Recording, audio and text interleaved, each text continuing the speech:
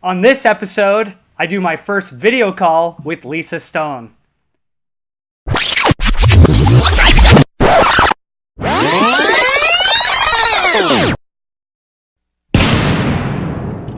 Hey everybody, I'm Tarek Merchant, and this is the IMRecruitable show.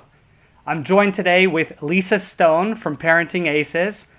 She's become a friend of mine over the last several years because Lisa deals with parents in athletics, sports, and mainly in tennis, where her son has had a great experience and not so great experiences. And through that, she's been telling her story with a blog, with a whole bunch of different content that she's been producing, including her own podcast. So I'm super excited, Lisa, to have you on the show this time. I think it is so important to educate the parents first, especially in the college recruiting process and your development as an athlete. Although we are tennis players ourselves, we both love sports and we can really give a lot of value. And I think what you're going to do is especially important to those parents that are helping their athletes become elite players that want to go on to play college or professionally. So Lisa, thank you so much for joining me today.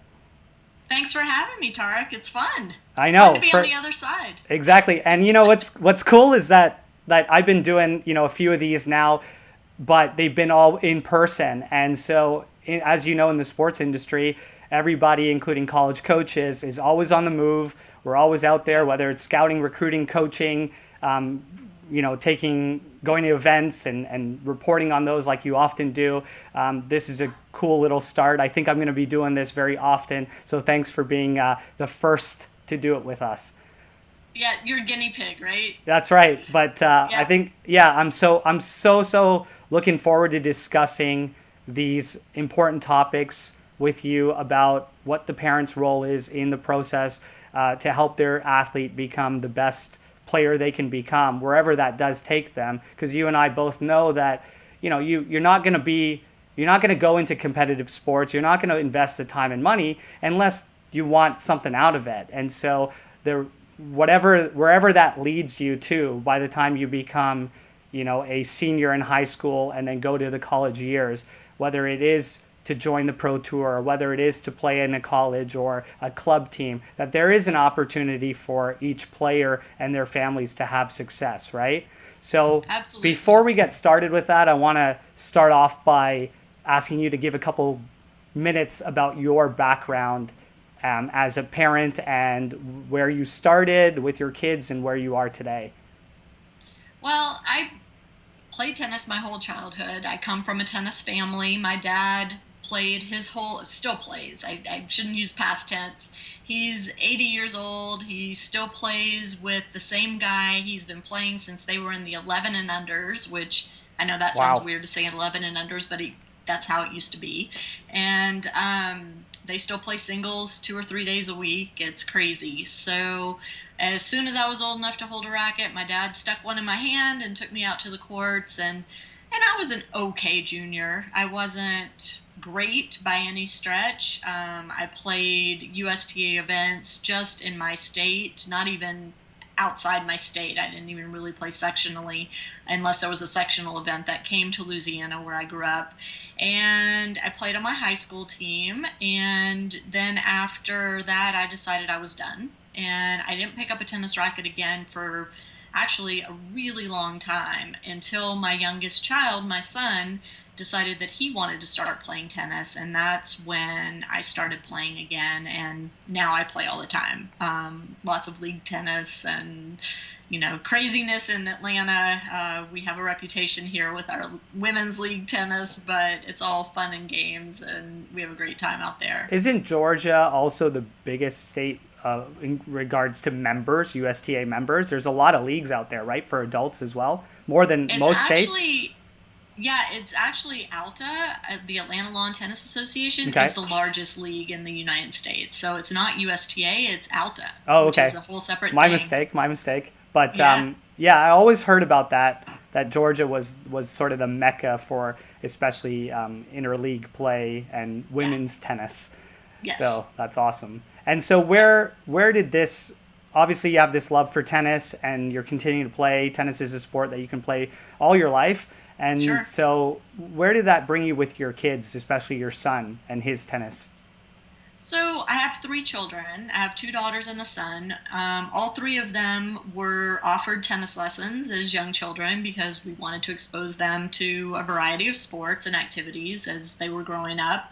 And my girls, it was fine. They liked it while they did it, but they didn't really have any interest in pursuing it. And my son was a whole different animal. He really found his place in tennis. He had played soccer, he had played baseball, t-ball, baseball, and he just really hit his stride when he found himself on a tennis court. And so it became his thing, and it became, as a result, our thing, meaning mine and his together, because there has to be at least one parent who has taken the reins in the process. If a child shows an interest and shows an ability to play at an elite level, whatever that may mean. So I think, I never considered him, and I hope he doesn't watch this, but I never considered him an elite level player until somebody said to me, he's going to play college tennis in Division I. That automatically makes him an elite player. And I was like, oh, yeah, I guess that's right. Like, Sounds like my he's pretty parents. They good. didn't really even know, what good was or what the measurements were, but I mean, Well, it's I always good to knew, hear. I understood it, but I just felt like, we weren't traveling the world playing ITF events Yeah, and yeah. doing all that. And so to me, that was what defined an elite level player, somebody that had aspirations to go pro. And that was not ever on my son's radar. His goal was always college tennis. That Right. was Well, I where think he I can wanted to resonate go. with that. I guess that would be the key as well, Hmm. and what people's goals are. So, what are you doing now with Parenting Aces? Tell the listeners here about Parenting Aces and what you do on a daily basis. So, Parenting Aces started because I was seeking information to help my son reach his goals in tennis and was not having any luck with his junior coach, with my local USTA office, even with the sectional USTA office. The other parents weren't really very forthcoming with information, didn't want to share anything that, God forbid, might give my kid a leg up, which, hopefully now through Parenting Aces, I've kind of debunked that idea that helping each other is a negative. I hope I've turned it into a positive thing. But so I started gathering information my son's freshman year of high school and putting it together on a website at the suggestion of some of the people sharing the information with me. They said to me, look, if you, this parent who grew up in the sport, has all these questions about how things work, don't you think there are other parents out there that need this information as well? And turns out, yes, there are. So I started the website in November of 2011. I have to think. November of 2011. And then the podcast started the following summer. So I do a weekly podcast on all sorts of topics. I continue to write articles for parentingaces.com, though Yeah. my articles are less about personal experiences now because my son's no longer playing. So I'm not on the ground at junior events like I used to be every week. But I do get emails and phone calls and social media messages from parents all over the place saying, how does this work? Can you please do a podcast on this topic? Or, would you mind writing an article on that topic?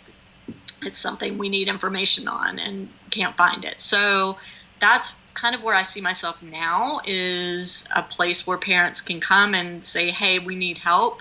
Can you help us get the answers? Yeah, but you're in the game. Similar to Yes. myself. I played college. I don't play anymore, obviously. But you've had that experience helping your son through it. You've had the experiences of him going to college and all the ups and downs he had in college. And then after college, what is he doing with his career? And now you're in the industry, right? Always Right. meeting with people who are doing things that you can surround yourself around with that can give you knowledge and information, and then you're acquiring that as well, right? So like I would, Sure. so you're quite seasoned now, you would probably say, going through all I'm an old those, pro. all I those consider parts. myself more in a consulting role now, Right. honestly. Right. You know, I'm starting to speak at conferences Yep. and share my experiences and knowledge and ideas, and am here as a sounding board, as a resource, as a mentor to anyone that needs that help. So Yeah. So Lisa, that's what I want to get into here is, when I look at student athletes and their families, I have realized over the years through my experiences as well that the parents play a vital role. They have a role. And I think it's important to define that role and for us to walk through everything for a family in this show right here about development all the way to then the end sort of goals, whether it's college or professional. Because if you're listening to this, you probably are an elite player or thriving to be an elite player, and that has to be your goals. Otherwise, you wouldn't be investing the time and money into it. You would be doing other things. So what I find all the time is that parents are confused, right? As you see, they're Sure. not sure what their role is. They don't know how much to do or how little to do. And quite frankly, there's a lot of different opinions out there, and there are things that can get misconceptions and misunderstandings, especially when I'm around a lot of college coaches, which I am, where they tell you all the horror stories and the reasons why they don't want to recruit a kid or talk to a kid because their parents got in the way or this or that. So let's start and talk a little bit about this role from the early ages as a parent, because I know you talk about this when you go to academies or let's say the USTA and you start to educate those coaches on what parents are expecting. So if I'm a 5-year-old, 8-year-old, whatever, and I'm getting into tennis, for example, and I think this can be related to all sports, what am I looking for as a parent if my son or daughter's interest at the moment is that they like this sport, and they want to possibly do something with it? Where do we start, and what are we looking for?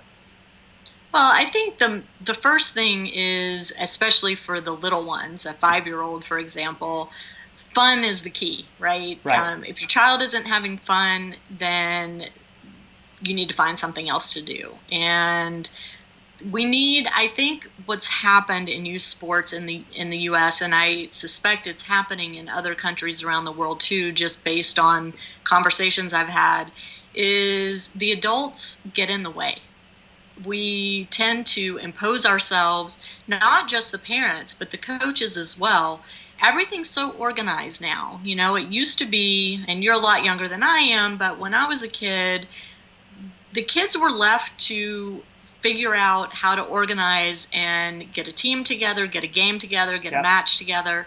So, for example, when I was growing up, every day when I came home from school, I would run upstairs, change clothes, hop on my bike, ride to the tennis courts, and whoever was there is who I hit with. That's whether right. it was somebody my age, whether it was a grown-up, it didn't matter. I just wanted to be hitting and playing tennis, and so that's what I did every day, and it was fun. And we'd hit for an hour, and then we'd go, well, this is dating me, but we'd go get a Coke and a candy bar and hang out, and then we might find some people and play some doubles for a little while, and that was kind of the way it went. It wasn't super organized. So now everything is very rigid. You have to sign up for a program, you have to sign up for X number of weeks, and you have to find the right group and the right coach. And I think the parent's role starting out is to, first of all, make sure that you are finding a coach that your child can relate to. And I guess it kind of goes without saying, you want to make sure the coach has a basic set of skills to teach the introductory steps of whatever sport it is. So in tennis, it would be the grips and the strokes and the footwork and all of that. There's different types of coaches too, like as we know. And so you're basically saying you need a developmental coach, someone who can teach the basics very well. Yes, somebody who can teach the basics and who can engage with your child in such a way that allows your child to continue having fun out there. because if it becomes work, if it becomes a grind, if your child is coming home in tears every day, then it's a fail, right? We need to do something different. Right. So Right. I think the coach is super important at every stage of development, but especially as you're first starting to kind of hone their interest in the game. Right. And so now when you move into the latter years, I mean, I when people ask me why I played tennis, and I played a lot of sports growing up, I just love sports to death. Like, um, whatever sport it is, I go out there and play it. Like, I'm happy to try it, do whatever it takes to be competitive. That's my nature. And so I enjoyed tennis. Well, because of the people around me, the coaches that I Right. have, the relationships that I was able to make. I got myself in a lucky position where I had these great coaches that were there, and I had that similar in baseball, and I had that in ice hockey, not so much in some of the other sports. So Mm-hmm. I think you're like, I mean, I can attest to that. I also can attest to going back to basics, and I feel like everything, like you said, is so rigid. So then it was me hanging out at the tennis club or at the Right. soccer fields or the ice rink and trying to just get out there and play with whoever. I remember, like, I did one of the IMR shows with my old tennis coach recently in Ottawa when I was there speaking at one of the tournaments, and we were joking around how I just used to hang out at the club. My mom would call up, at like 8 o'clock at night, and I was 12 years old. It's like, where is my son? It's like, he's here playing with this older guy on the court, and she's like, what? And anything to grab a match, right? Right. And have some fun. But as you got a little bit older, and now let's say you're in, around 12, 13 is when I started to take the sport more seriously. So I think it's important, like you said, that from 5 to whatever, 12, 13, like, you're having fun out there. No one's going to be a pro yet. There's no pressure. Go out there, learn the basics if they have fun with it. Now you get to 12, 13, and you're, you want to do something with your game. What's that step? What type of coaches are you looking for? What type of system are you looking to enter? Well, I think that's where it gets really tricky, right? Right. Because that's also the age at which kids quit sport altogether. So this is a really delicate time in a kid's life. Middle school, I mean, I'll just say it. Middle school sucks. I Yeah. mean, it's the worst age. The kids are under so much pressure. They're having identity crises. Their bodies are changing, their voices are changing, everything's changing. Yeah. And they have all that social pressure that comes along with that. So this is a really delicate line for parents, I think, in terms of, let's say a child has started at age 5 with tennis. Already, if we're talking about a 12-year-old, you've invested 7 years in your child's tennis. Yeah. 7 years of time and 7 years of money. And so you don't want them to quit at this stage, right? But at the same time, you want to find that delicate balance between helping them move into that next level of development, but also making sure that there's a social component to it. And this is where the team events are so amazing, right? And I think we're starting to see more and more team events in the U.S., which is nice. I think that, middle school tennis teams, if you don't have one at your child's school, start one. I did. I started one for my son. Yeah. I think that's a great thing to do for parents, and it's something to keep us parents busy also, which is away from the development, more into the organization. Exactly. Away from the court itself and away from the actual one-on-one coach-player relationship that needs time to develop on its own, but also it gives us a place and a way to be involved in our child's sport in a healthy way, I think, and something that can benefit the community, which is always a good thing. I'm all about that. But it's a really tough time because at the same time, our children are at an age where they're starting to kind of show their independence, starting to push us away a little bit, but yet they're not old enough to handle the things that they think they can handle. So it's a very, very tough time. I would say from 11 to 15 is one of the hardest periods in a parent's relationship with a child. And I think if you escape that period unscathed and the parent and the child still like each other by age 15, I think you can count that as a big win. And especially if your child is on that path to elite tennis playing ability, that, the pressures start to mount. They start to, think about these things like college recruiting, or am I good enough to turn pro, or, as they approach age 14, starting to play ITF events and the pressure that comes along with that. And so I think at this point, you've got to have a coach that you can count on, that knows how to manage those years in a child's development, that is continuing to help them develop their technical side of their game, but also helping them with the tactical and the emotional piece of the sport. We know that tennis is such a head sport, right? Yeah. I mean, I just got off the court, speaking of league tennis in Atlanta, I just got off the court in a match, and in like 5 games in the 2 sets I played, my partner and I were up 40-love and lost the game. And we had this whole conversation after, like, what is going on? This is so mental. We've got to figure this out. And so I think especially with a kid in middle school where they've got so much else going on, the mental pressure of playing tennis can be overwhelming sometimes. And I think as parents, we have to be the support. We have to be there to just love them and hug on them and, give them the emotional support they need. Right. And so what happens when parents run into situations when they feel like their child's development is not progressing the way they think it should with that coach or with that, infrastructure that they have, whether it's an academy or a group or whatever someone wants to call it?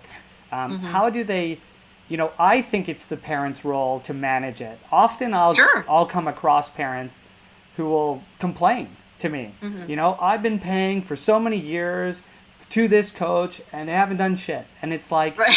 It's like, well, you know what? Like, first of all, you can't blame the child because they're a child at that time. And you can't necessarily completely blame the coach. You've hired them. And someone's got to manage that progress, right? Like assessing it. I said, you don't let things get out of hand, right? So like you put your son or daughter, you've asked the questions that you need to ask, and now you're hoping for some progress.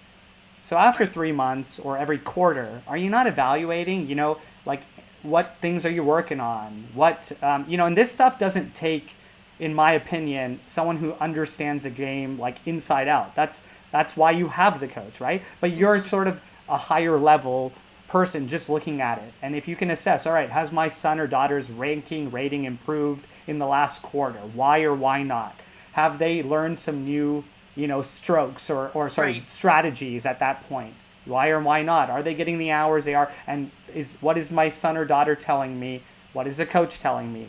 And then assessing, not letting it go several years and then all of a sudden, well, we should have done this and that. How does a parent manage that? I mean, and I think that, it's on them to do it, right? Sorry. That's all right. That's Sully. Hey, Sully. We've got people coming in and out here, so sorry about that. So first of all, you're absolutely right. It is the parent's job to do that. And one of the things that I have been fighting for since I started Parenting Aces is for junior coaches to do a better job communicating with parents. And teaching parents that you should expect that communication from your child's coach. Right. You're paying them to help your child get better at the game, right? Yeah. So, so I think first of all, the onus is on the coach first and foremost to set up a developmental plan for the player. And that can be done on a monthly basis, a quarterly basis. Ideally, it should be done on multiple levels, right? Short-term goals, long-term goals, yada, yada, yada. But what happens a lot of times is the coach doesn't do that developmental plan because either they don't know how or it's just not something they do. And the parent doesn't know to ask for that. And so then 6 months in, you'll see a kid stalling out in their development, and the parents frustrated, the kids frustrated, and there's nothing to look at to say, well, your kid started here, now he or she is here, this is the development, right? We're seeing improvement. And it's not all about wins and losses, right? That's kind of the hard thing for us parents to get our heads around. It's not always about wins and losses. That's right. A lot of times there's stuff going on developmentally that may not be reflected in results on a tournament court, but are reflected in the week by week progress that a child is making. So if as a parent you haven't gotten that developmental plan, I would say the first order of business is to ask for it in a nice way. Talk to the coach and say, hey, look, I feel like things aren't going as planned. Can you talk to me about, what you're trying to achieve with my child, how you're assessing whether or not you're successful with that, so that I have a better understanding as the parent of what's happening. And if the coach shows you the plan and you agree that, yes, we're on track here according to what the coach has planned out, then awesome. Then you take a step back as the parent and you say, okay, my kid's in good hands. I trust the coach to get him or her where we want to go. If, though, the coach hasn't shown you a plan because he or she hasn't created one, then I think you give them one opportunity to pull something together quickly and then have a meeting about it. And if they don't do that, then it's time to find another coach. Right. No, it makes complete sense. We audit a lot of things in our lives, but somehow when it comes to sports and the actual training portion, our sort of senses tend to go away. And I think it's with parents, it can be, I'm a new parent, so I haven't gone through that yet, but I would like to think it's because it's an emotional thing too. Like parents want this for their kids are in this training environment, they just sort of lose the auditing portion, and we tend to question a lot of other things, but we don't question the development and the coaches, because sometimes we even take coaches that have really good backgrounds, that have ex-playing careers. And so for me, the biggest frustration always in tennis was, because I played other sports first, was like some of the best football coaches, baseball coaches, basketball coaches aren't the best players. Not that you can't be a great player and a great coach. We've seen that before in all sports. But the ones that study the game, the students of the game, the ones that understand the strategies and stuff, they are often quite good. So in tennis, we tend to hire the ones with the accolades. And so even when I'm talking with kids about recruiting and they'll send me a message and stuff, they'll say stuff like, oh, I work with this coach. He played on the tour. He was top 10 in the world. Like, doesn't matter to me. Doesn't matter to the college coach. Actually, I care, how are you doing, right? Like, that's great. That was their career. So how are you doing, right? And so I know that happens so much. Yeah, and I think, what's interesting, and somebody pointed this out to me and it made perfect sense, is oftentimes these coaches that did have phenomenal professional careers, they had this innate understanding of the game. It just came naturally to them, right? Right. Not for everybody, but for a lot of them. And so they really have no idea how to articulate how to hit a particular stroke, or how to use and why to use a particular strategy, because they just know. Nobody taught it to them. They didn't have to develop it. It just came out of them when they set foot on a court. And I think that makes for a difficult situation if you're hiring somebody like that to impart wisdom to your child. They may not have the ability to communicate that wisdom as well as, like you said, somebody who has been a true student of the game and really, gone to the workshops, really watched a ton of matches, evaluated them, can watch professional tennis on TV and focus only on the feet, or focus only on the inside out forehand and how that's hit, and that's all they're watching that whole match. So it's tough, and I think finding a skilled coach is very challenging, and especially for people that don't live in a tennis mecca, There are a lot of small towns around the U.S. and around the world where your child may be one of a very small handful playing tennis. And so you may only have one coach available to you. And that's where the internet has become a tool, though a curse, because there's a lot of garbage on. But I think there's some really good coaching information to be had online. Yeah, absolutely. So I wanted to talk a little bit about the college process, the parents' role there, the understanding from an early age. I think one of the biggest misconceptions people have is when to start the process, right? And how early you actually need to get educated for multiple reasons, right? One of them because if your goal is to play at Stanford or Harvard or Duke and Florida and Georgia and all the big time schools that we all know and love, which is everybody's goal, then you need to know like at what level you need to be at academically and athletically, right? For these places. Yes. And financially, what's the situation depending on your sport and gender of the sport, right? We all know, right. For example, in tennis, 4.5 scholarships for men at the, maximum budget schools like those versus 8 for women at max budget, but that doesn't always happen at every school and so on. So it's understanding that from an early age,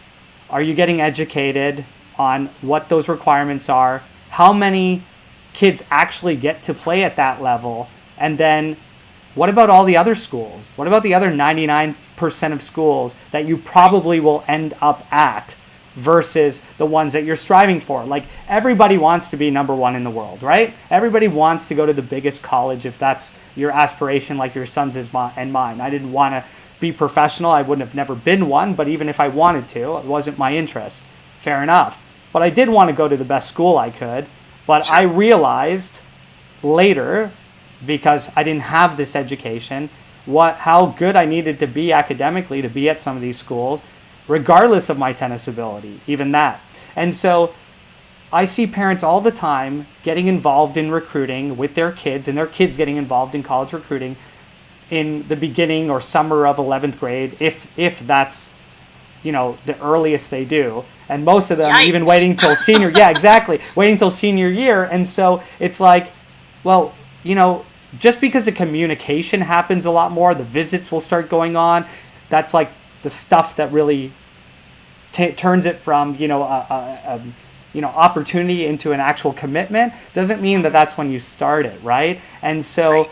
You and I have talked a lot about the different opportunities, and we want to educate families because it shouldn't feel like a failure, right? That if I don't get to Georgia or Stanford or Duke or wherever my favorite schools or school is, that there is a college tennis or college sports opportunity. There is a student athlete experience that is still going to be phenomenal, and that you can really thrive with that opportunity, and then what happens afterwards, right? Right. So, right. I wanted to discuss that with you, and your opinion as with the parents' side is to get educated and to help their student athletes because they're 14, 15, 16 years old, 17, and you're putting them in this big boy, big girl game, right? It's now all about, we're talking about your future. Your future, I mean, they're worrying about like the next dance, prom or whatever, or when right. they're going, where they're going, if they're going to Chipotle to eat or whatever it might be, right? Like hanging out with their friends, and let alone are they thinking money, college, future, right. After college, relationships that you make. This is where I feel the parents play a vital role in teaching their kids what to do and how to do it, and making sure they surround themselves with the right experts who can help them do that, right? Agreed. Yeah.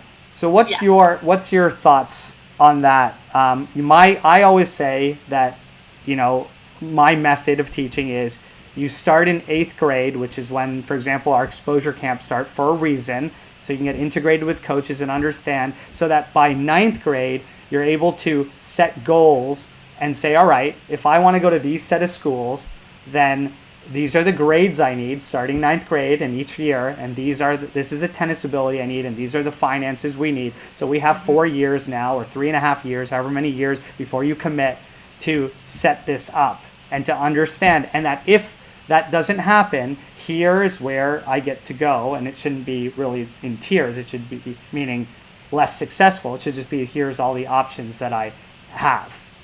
Right? Right. And so I want to just kind of back up before 8th grade. Sure. Because one of the things that happened in my house, in my family, was from the get-go, my son had as his goal to play college tennis at the University of Georgia. And Go Bulldogs. that was it. Go Bulldogs. And that was it. That was where he wanted to go. He had never visited any other school. I mean, he was 9 years old, but he went to camp at UGA every summer, and he had a relationship with the coach and with the team and felt comfortable on the campus. And to him, that was the Mount Everest. Yep. That's where he wanted to be.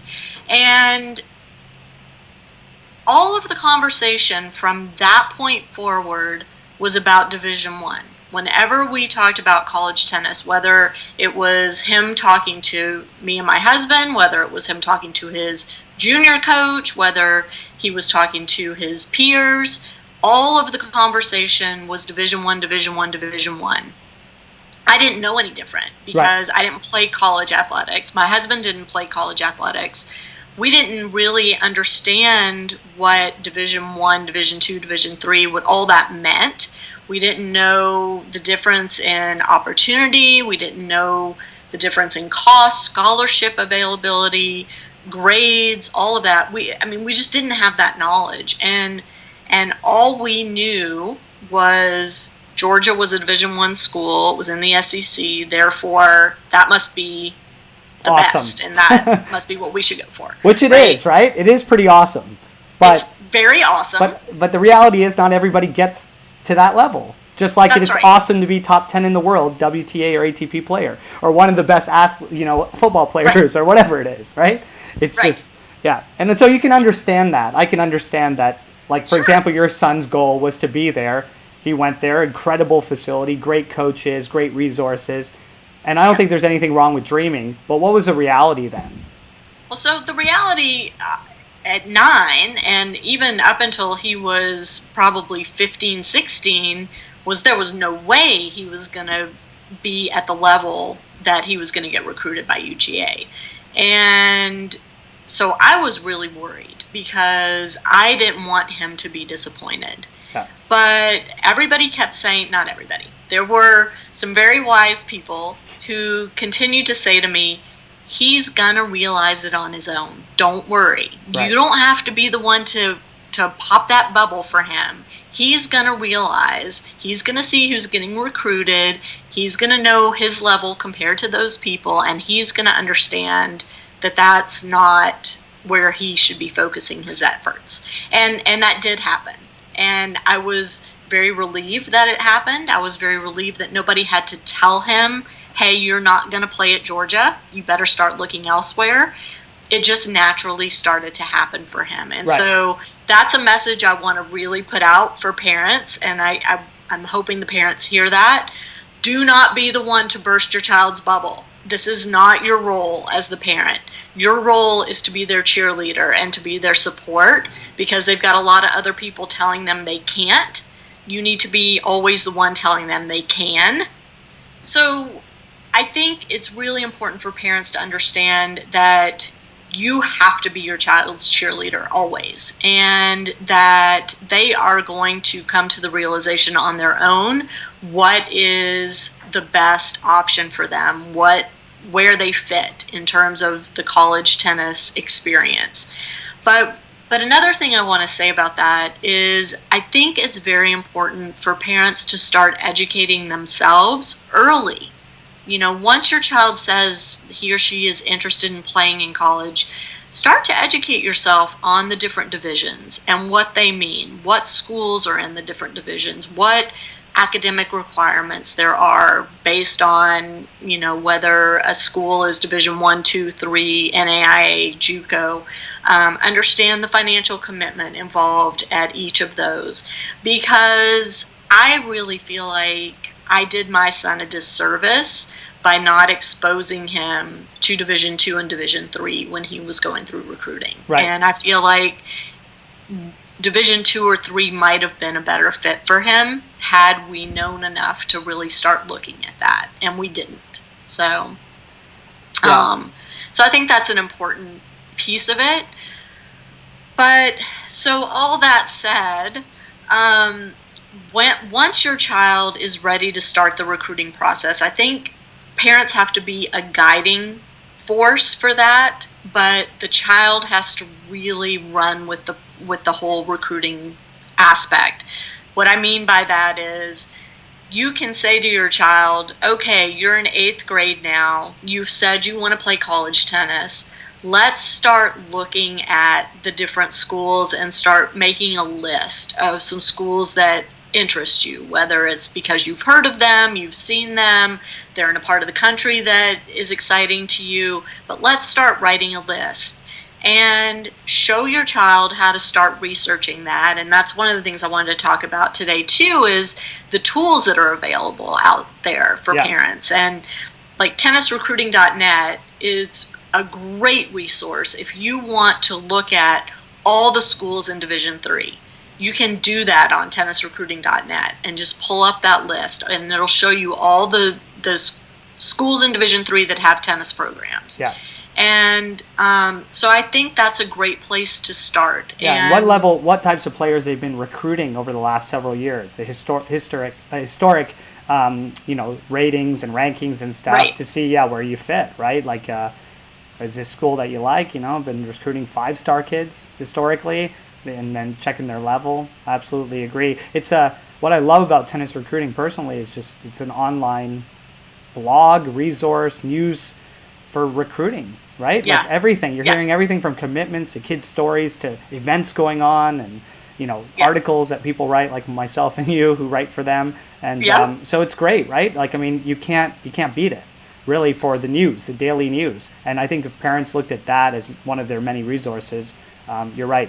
Getting educated is going to help them tremendously, because they need guidance, right? Like, I mean, you're just, as I said earlier, you're so young, you don't understand the money aspect, you don't understand the schools and what they mean, and the divisions and what they mean. And then everyone's talking Division I because that's the cool thing, that's the one that everyone's striving for, those top teams. But where's everyone eventually going? And like you said, it starts to unfold, but sometimes it unfolds late. And like you said, to your point, you didn't look at all the schools that you should have, because you didn't do the things like researching, visiting, getting yourself exposure to those different levels of the game, because there's different levels. And then at the end of it, though, your son ended up at a good school, or a couple good schools, right? And or three. Yeah, shouldn't have said a couple. I should have said a few. And I mean, I did too. And I enjoyed both equally, in different ways, and had my ups and downs. But that's what makes you stronger. That's what makes you better. There is a portion of trial and error and failure that needs to come through it. But you learn a lot from it, and he's in a great spot now. So can you talk about the experience that he's had at schools outside of the Georgia, which was his dream, and how it's actually been a positive versus not playing? Because a lot of people decide to themselves, well, if I'm not getting into those schools, then screw these other schools because I don't know anything about them, and so I'll just go to school. And they're foregoing the tennis opportunity, or they end up going and playing number 10 or 12 on these bigger teams, and either dropping out or never really playing and having that playing experience. And to a point of the coaches is they're of course going to sell you to still come and be their number 10 and 12. But as a family, as a parent, to help your kid whose emotions are running and is super excited to want to be there, and the coach is going to pump them up, as they should, because that's their job, to be there and say, well, maybe you can work your way in the lineup. But you and I know the realities that often that doesn't happen. So where can they get that great experience outside of those top teams? Well, and I think that's a big question, and one thing I want to just make really clear is, if your child is number 10 or 12, not only are they not playing in the dual matches, they're not traveling. with the team either. Right. So the whole team's packing up and going to play a dual match at an away school, and your kid's left back at campus. They're not even there to cheer on the team most of the time because the schools don't have the budget to take more than usually 7 kids. They'll take the 6 in the line. But typically that's it. And that's not fun. I mean, and your child not only isn't getting to travel, but at the same time, weight session and to manage their schooling around the team, but they're not getting the benefits of actually getting to play. So I think it's really important that parents and kids understand that if you're not in the lineup, it's a very different experience than being one of the top 6 or 7. Right. And what about going to schools outside of those big time schools? Are you getting, did you feel like your son got a great education, a great experience as a student athlete overall on the macro level? Of course, there was some ups and downs, as every player has, but overall, would you choose that over not playing? Or would he choose that over not playing? If you asked him today, yes, he would probably say he would choose to not play because he's still in school. He's a senior this year, and he still feels like, he's having so much fun now that he's not on a team. He played his first 2 years and then hasn't played in year 3 and 4. And he's pursued other interests, but I suspect there will be a time, and it's funny because he will reference his tennis experience from time to time, not always in a positive way, but it's still such a part of who he is. And as I discuss with him, even the negative things that were part of his tennis experience helped lead him to where he is right now, which is in a really good place. And he has found a new passion that he's pursuing and having a lot of success with it. And I think a lot of the reason for the success and the reason it's coming more quickly than maybe it should is because of the experiences he had and the wisdom he learned through tennis. And he's not ready to say that yet, but as an outsider looking at him now, I can say that with pretty good confidence. So his tennis experience in college was somewhat positive. I wouldn't say it was 100% positive. I will say one of his teammates from his sophomore year, who was also his roommate, is one of his best friends, and I think that will be a lifelong friendship. And this young man is coming to spend holidays with our family, and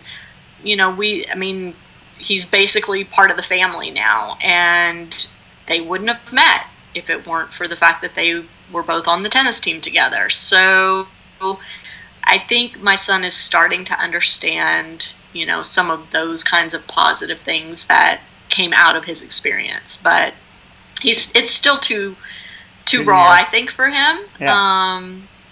But I'm not sure he would say that he's sorry he played. I think it was always a goal of his, and I think he feels good about the fact that having had the goal of playing Division I college tennis, he achieved that. And I think that feels good to him. Right. And so if you had to do it all over again, even though your kid didn't go to Georgia, his dream school, and you said you wanted to look at Division IIs and IIIs and had him look at those, if you had to do it all over again, do you think that he, or if other families are listening to your story and you're teaching them or telling them what not to do and what to do to help them, that they can have a great experience outside those big-time D1s? Like, can they enjoy themselves? Oh, absolutely. And I think, one of the best things I did as a parent, a tennis parent, is I let him make the final decision of where to go. And so he owned that decision. And when it didn't work out, he accepted full responsibility for the fact that it didn't work out, because it wasn't my husband and me saying, you have to go here, this is the right place for you. No, it was his choice after having visited several schools to choose the one he chose and to say, this is where I want to be. And, it didn't wind up being the right fit for him, but it was okay because it was his choice, and he understood that he needed to do something different moving forward. And I think that was a real positive. And one message that I want to make sure that I impart to the parents is, while I said that you have to guide them at the beginning and help them, get started making lists of schools and figuring out how to communicate with coaches and do all of this early in the process, when it comes time to make the final decision of where to go, assuming all things are equal in terms of the finances and what's comfortable for your family, I think if you can, you should let the student athlete make the final decision of which school he or she is going to go play for, because they need to own that decision. They need to be committed to that decision and understand that it's their decision and their responsibility to make it be the right choice. Yeah, can't agree with you more. I always have told families that I work with and players that we're here to educate you. Your parents have a role. I have a role to help you, to guide you, to be your support and, coaching, mentor, whatever you want to call it.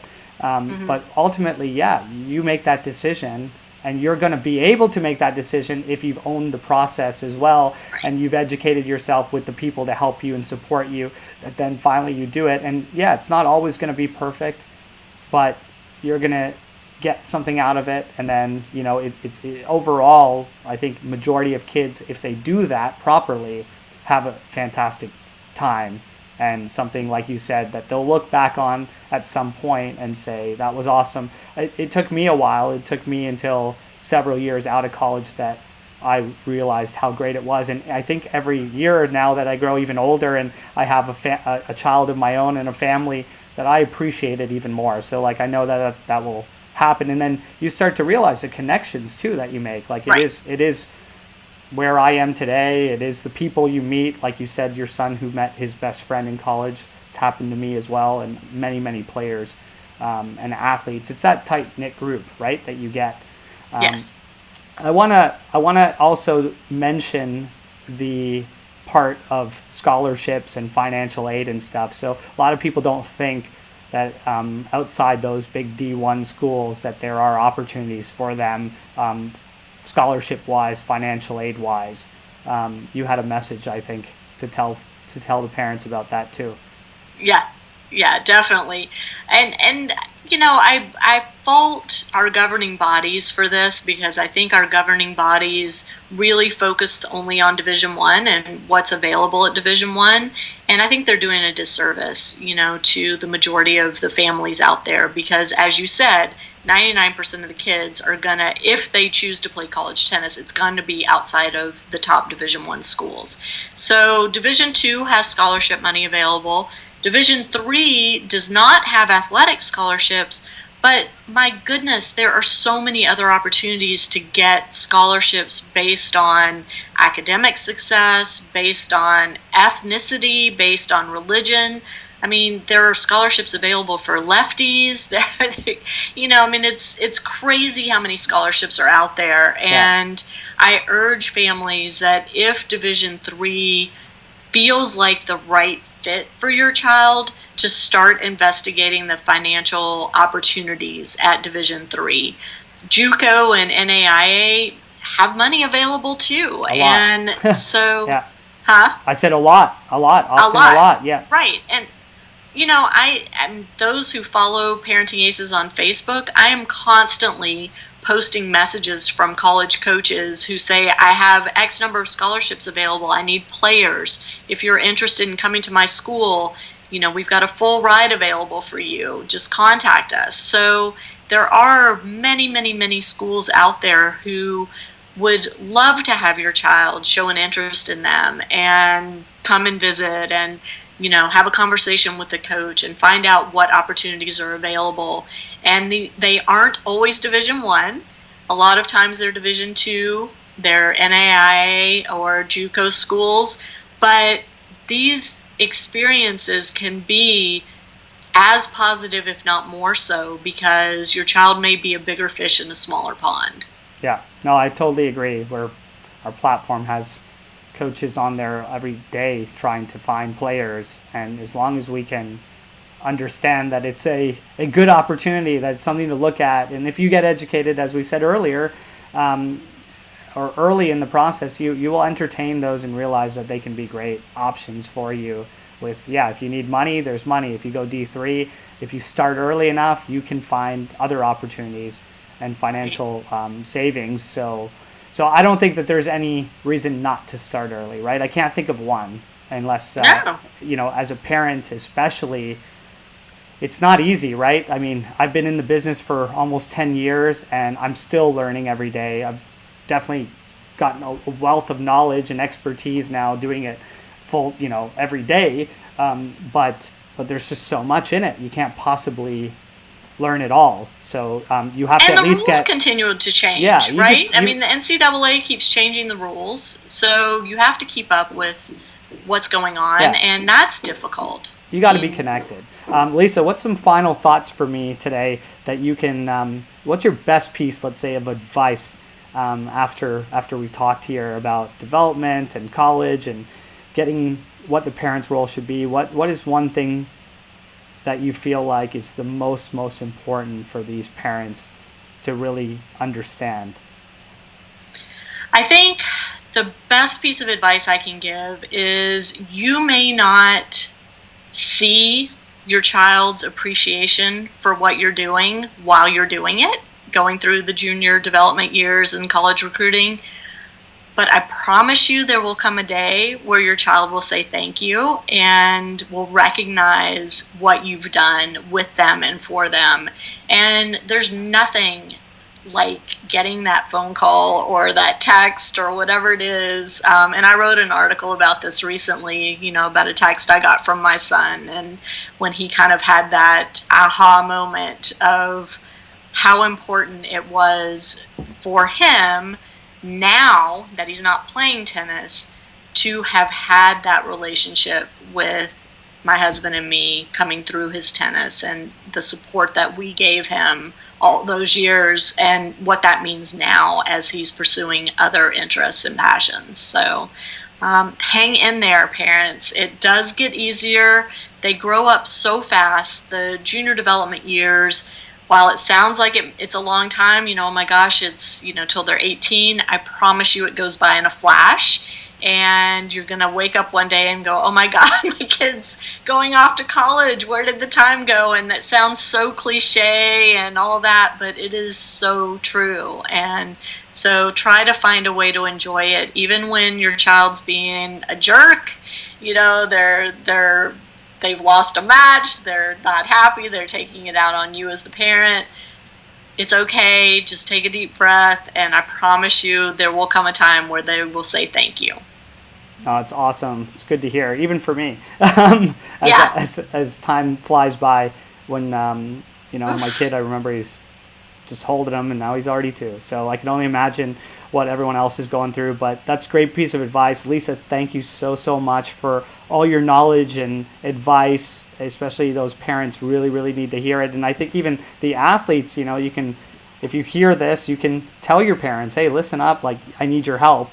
And this can be a good partnership. Everybody's involved in this to have success. So Lisa from Parenting Aces, if you haven't already following her on her social channels, we'll put a link at the bottom there for you, Lisa, and make sure that they follow your journey and also all the information and experience you have to share. I know you're always willing to chat with families and help them out, and it's not overlooked. So thanks so much for being on the show.